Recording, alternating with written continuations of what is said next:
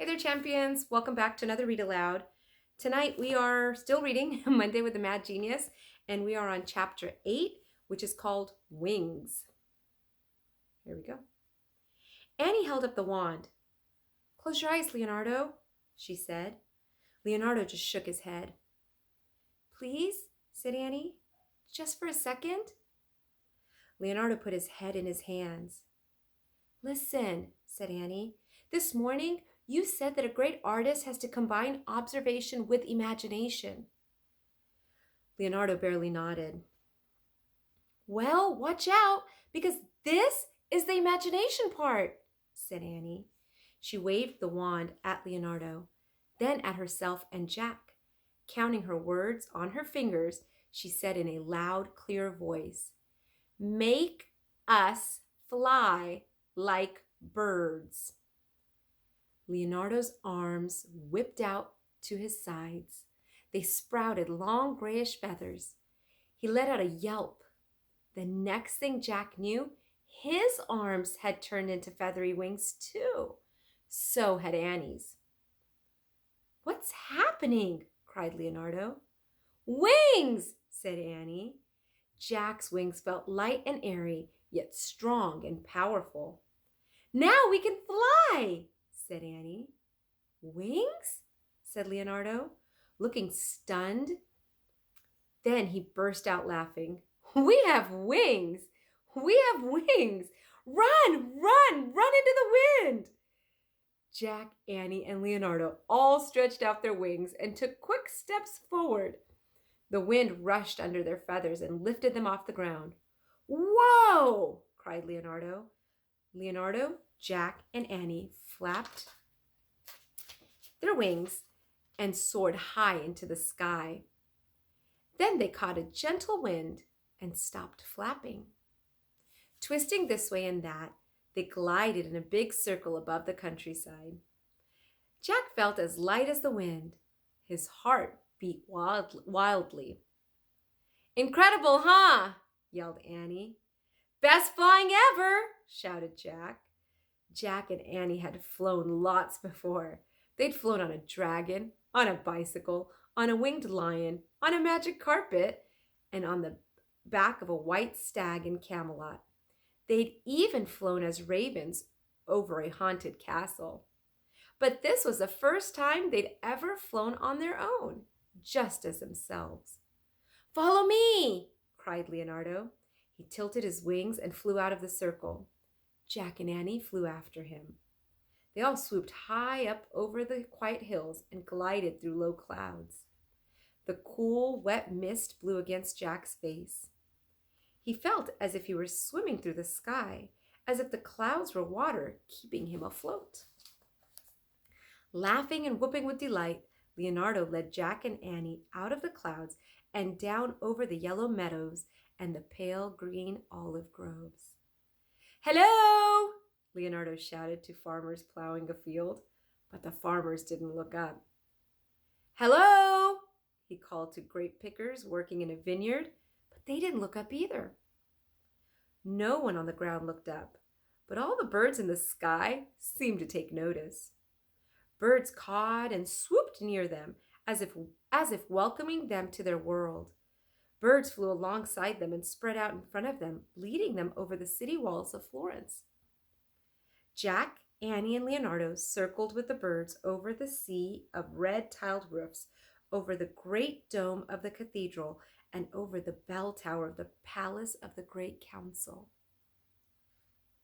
"Florence looks so neat and orderly from up here," Leonardo cried to Jack and Annie. "I wish I had my sketchbook." You ready to see a picture of them? Here they are.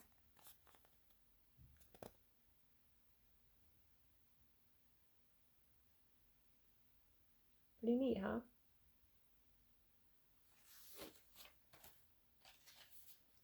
The city did look orderly from the sky, thought Jack. The busy market with its rows of stalls and tents, the narrow lanes with the brightly colored clothes waving from the clotheslines, the long covered bridge, the winding sparkling river. Jack, Annie, and Leonardo soared with the birds back over the city walls out to the countryside. They glided over the olive groves and vineyards.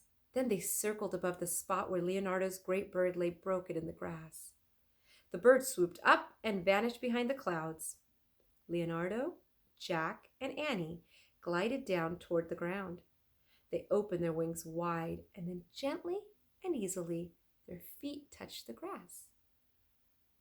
Their wings fluttered with tiny beats, and the three of them took quick hopping steps before coming to a full stop. When Jack, Annie, and Leonardo were steady on their feet, their long feathers disappeared, and their bird wings became arms again. Leonardo looked dazed. He stared up at the sky. Then he staggered a few steps and fell face down into the grass. "Leonardo?" asked Annie. "Oh no," thought Jack. "He's had a heart attack." "Leonardo?" said Annie. She knelt down near him. Leonardo rolled over and stared up at Jack and Annie. What just happened?" he stammered. "Did we fly? Did we really fly? Or was it a dream?" Well, Jack didn't know what to say. To explain the wand to Leonardo, they'd have to start way back at the very beginning with the treehouse, Morgan, Merlin, Teddy, Kathleen, Dianthus. It would take forever. "Well," said Annie, "one day a long time ago we were playing in the woods and we saw—" "Annie," Jack shook his head. Annie frowned. "I guess it can't really be explained," she said. Leonardo looked up at the sky. No, he said. "I think you are right. Perhaps some things should remain mysteries and are better kept in our hearts. We should not try to explain them." That's an amazing statement, Jack thought, from a person who always tries to explain everything. "But if I had to explain it, I would explain it this way," said Leonardo. He leapt to his feet. "For years, I wrote down all my observations of bird flight. I made hundreds of drawings. These things helped me build my flying machine. But in the end, something was missing, something very important." "What?" asked Annie. "The spirit of a bird," said Leonardo. "A bird is not just a machine. A bird has a spirit. And with the two of you, I somehow gained that spirit. If only for a short time, and if only in my imagination, we all became more bird than human." "And did the spirit of the bird mend your heart?" Annie asked. Leonardo smiled. "Yes, my heart is mended now. I'm ready to leave this dream behind and move on to others. And it does not matter that the world will never know of my great triumph." "So maybe fame isn't the secret of happiness," said Jack.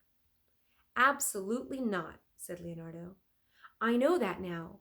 We must do what we do to satisfy our own hearts. For instance, I am working on a painting now. I love it. I do not care if others ever see it. Oh no. What time is it?" He jerked his head around to look at the sun. "I must go. I will be late." "Late for what?" said Annie. "To meet my model at the studio," said Leonardo. "The woman I'm painting in the portrait I was just talking about. We must return." Jack, Annie, and Leonardo hurried back to the cart and climbed in. Leonardo snapped the reins, and the white horse started clopping back toward Florence. And that's the end of chapter 8. Here's another picture.